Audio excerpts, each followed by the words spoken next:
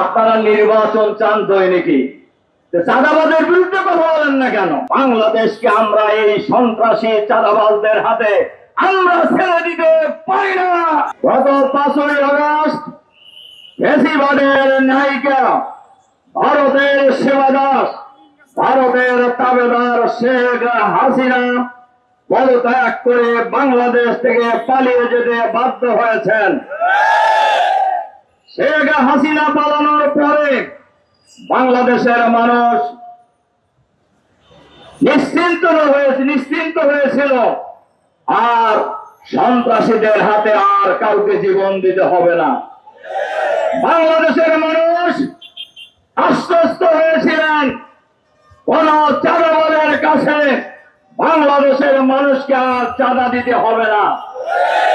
বাংলাদেশের মানুষ আশ্বস্ত হয়েছিল আর মা বোনদের ইজ্জত নিয়ে সিনেমিনি খেলা হবে না। কিন্তু আমরা লক্ষ্য করেছি 5ই আগস্ট হাসিনা পালিয়ে যাওয়ার পর বাংলাদেশের একটি দল নিজেদেরকে দেশের মালিক বনে গিয়েছেন। তারা মনে করছেন আওয়ামী লীগ নাই, আমরাই তো এখন। এবং এটা মনে করেই তারা নিজের মনে করেই এই সকল কর্মকাণ্ড তারা চালিয়ে যাচ্ছে। দেখেন, আমরা দীর্ঘদিন একসাথে আন্দোলন করেছি। আমরা তো এইভাবে আগে কোন সময় নামিনি, বিশেষ করে 5ই আগস্টের পরে। আমরা কেন নামলাম আজকে? এই দেশের মানুষ, আপনারা ডক্টর মাসুদ বলতেছিলেন গত রাত ছিল হাসিনার বিরুদ্ধে ঢাকা বিশ্ববিদ্যালয়, ইডেন কলেজ সহ সারা বাংলাদেশে যে প্রতিরোধের আগুন জ্বলে উঠেছিল, সেম প্রতিরোধের আগুন জ্বলে উঠছে গত রাত্রে থেকে আর কি। এবং আপনারা লক্ষ্য করেছেন সারা বাংলাদেশে এই চাঁদাবাজের বিরুদ্ধে, হত্যাকাণ্ডের বিরুদ্ধে, দুর্নীতির বিরুদ্ধে বিক্ষোভ মিছিল হচ্ছে। কিন্তু এই মিছিল তো হওয়ার কথা ছিল না। হাসিনা তো পালিয়ে গেছে, তাহলে এই চাঁদাবাজি কারা করতেছে?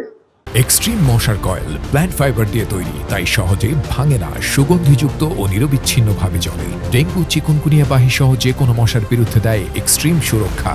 আপনারা নির্বাচন চান দৈনিকই, চাঁদাবাজের বিরুদ্ধে কথা বলেন না কেন?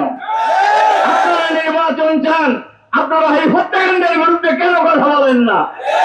কেন আপনাদের খুনিদের পক্ষ নিয়ে কথা বলতে হয়? আপনারা কি এখনো দলীয় সন্ত্রাসীদের চিন্তা চেতনার বাইরে উঠতে পারেন নাই?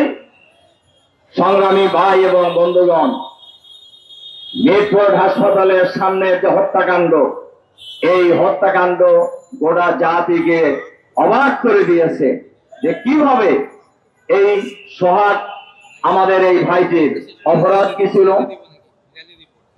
সঞ্চনী যুব দলেরই লোক ছিল এক সময়, সে যে দলেরই লোক, মানুষ তো সে তো বাংলাদেশের নাগরিক। তার অপরাধটা কি? অপরাধ হলো তার কাছে চাঁদা চাইছে, সে চাঁদা দিতে রাজি হয় নাই। আচ্ছা বলেন তো, এটা কি কোনো অপরাধ না? একজন নাগরিকের অধিকার, নাগরিকের অধিকার। নাগরিকদেরকে ব্যাপারে সজাগ হতে হবে। আমি নাগরিকদেরকে একটা কথা বলবো, দেখেন সোহাগকে যখন হত্যা করা হয় বহু লোক কিন্তু আশেপাশে ছিলেন। এই সন্ত্রাসী চাঁদাবাজরা কতজন ছিল? সবাই খালি পায়ের জুতো খুলে মারলেই তো মাটির সাথে মিশে যেত। জনগণ যদি ঐক্যবদ্ধ প্রতিরোধ গড়ে তুলতে না পারে, আজকে সোহাগকে ধরছে, আগামীকাল আমাকে ধরবে, আগামীকাল আপনাকে ধরবে, আগামীকাল যাকে ইচ্ছে তাকে ধরবে। আমরা বাংলাদেশ জামাত ইসলামী বাংলাদেশকে আমরা এই সন্ত্রাসী চাঁদাবাজদের হাতে আমরা ছেড়ে দিতে পারি না। আর সন্ত্রাসী চাঁদাবাজীদের কাছে